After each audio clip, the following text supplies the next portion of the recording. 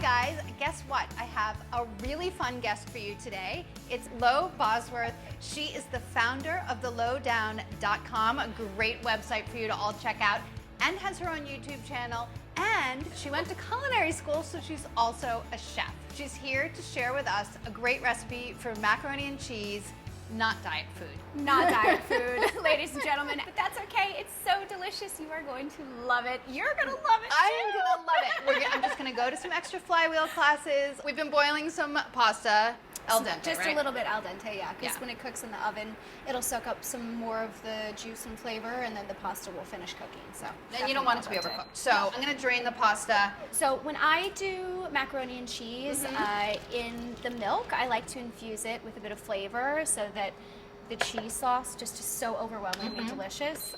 So I like to do an onion cloute in the milk. So you warm your milk up basically as low as it can go on the heat, and you just put an onion with a little bit of bay leaf and clove, and it's kind of like a magician's trick. It's really complicated. You take your bay leaf and you take your onion Bated breath. and you just smush your bay leaf into the onion like that. Love it. And then you get this awesome thing. And then you just let it sit in your milk while your milk heats up, and you just let it flavor itself just for a couple minutes, and then we're gonna make a roux and put it all together. I'll put it on the back stove so we can Sounds get good. our breadcrumbs going too, Perfect. right?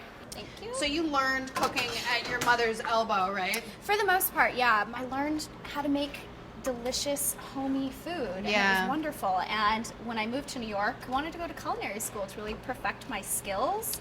They really teach you how to grate cheese in culinary school, as you can tell. Doesn't matter how many years you spend in culinary school, but grating cheese isn't the easiest thing in the You world. have to lift weights so that you can grate your cheese. So that's Yeah. probably like a half a cup of ham for the topping. Yeah. And then that looks like 2 cups of cheese. I was reading some of Lo's recipes, and what I really love about her recipes is the informative but also very personal nature of them, the way that you describe what you're doing. When I'm making a recipe, the reactions that I have to things, Yeah. I like to share that with people because I feel like they have similar reactions and similar questions. Yeah.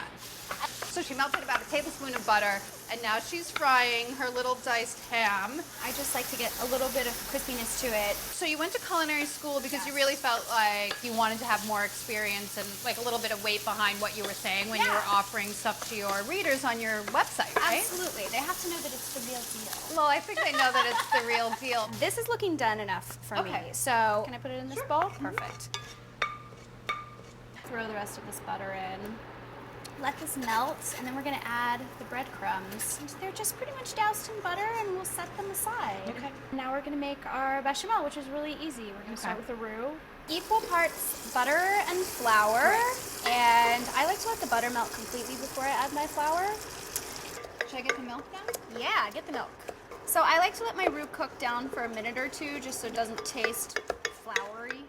The onion, the clove, and the bay leaf get taken out. They have flavored the milk. So we're gradually adding the milk. And stirring constantly is very important. I'm gonna do the healthy pinches of salt, a little bit of pepper, and then some fresh nutmeg. Nutmeg is like the secret ingredient in mac and cheese, Yes, I think, right? it is, absolutely. And we'll give this a stir. So I'm gonna turn this off. Yep. I'm adding the cheese. I like to take the sauce off the heat when I add at this point. So- take it off the heat and you just let the cheese melt in. We're ready to put this all together. Okay. Yeah, you can put it directly All into right. the container. So we've buttered it a little bit. Because there's not why enough not? fat. Exactly.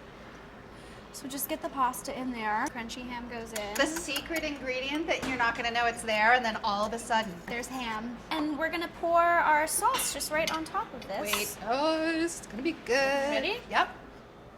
Oh my gosh. So you need the sauce to be nice and thick like that because it will thin out a little bit if any moisture comes out of the pasta. Plus, it makes it extra creamy when it comes out of the oven, right? Yes. So this looks beautiful, and now we're just gonna top it with our breadcrumbs. Okay.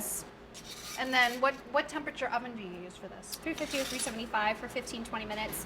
Basically, you just want it to be bubbling and get brown and crunchy on the top, and then it's done. So we're just really gonna breadcrumb this sucker up. And Breadcrumb this sucker up. That's a quote. All right, this goes into the oven. Ah, there it is. Good job. Oh, yes. I did it. Look at that. Yeah. Golden brown. We'll just have a little. Just a little nibble. I know I'm gonna love it. You should go on Lo's website, and you should also go on her YouTube channel and check out her great videos. Ham, mac and cheese with Lo Bosworth.